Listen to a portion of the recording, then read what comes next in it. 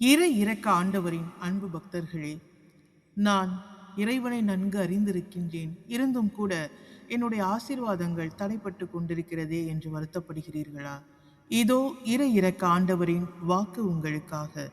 யோவான் நற்செய்தி 4வது அதிகாரம் 7வது வசனத்தில், அன்பிற்குரியவர்களே, நாம் ஒருவரை ஒருவர் அன்பு செய்வோம், ஏனெனில் அன்பு கடவுளிடமிருந்து வருகிறது.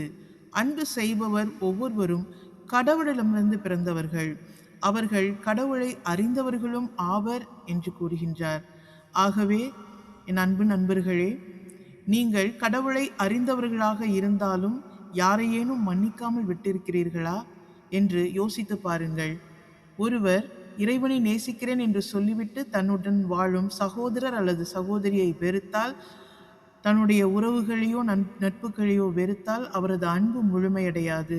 இறைவனை நாம் கண்ணால் காண முடியாது, ஆனால் நாம் காட்டும் அன்பின் வழியாக அவரை மற்றவர்கள் அனுபவிக்க முடியும். நமது வார்த்தைகளில், செயல்களில், மன்னிப்பில், இரக்கத்தில், பகிர்வில் இறைவனின் அன்பை நாம் வெளிப்படுத்துகின்றோமா என்பதை நீங்கள் கவனத்தில் கொள்ளுங்கள்.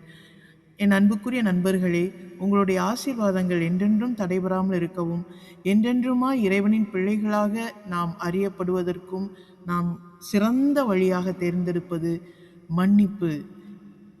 பிறரை நேசித்தலில் முதற்படி பிறரை மன்னிப்பதும் ஏற்றுக்கொள்வதும் என்பதை உணர்ந்து கொள்வோம். ஆமேன். இறை இரக்கம் போற்றி.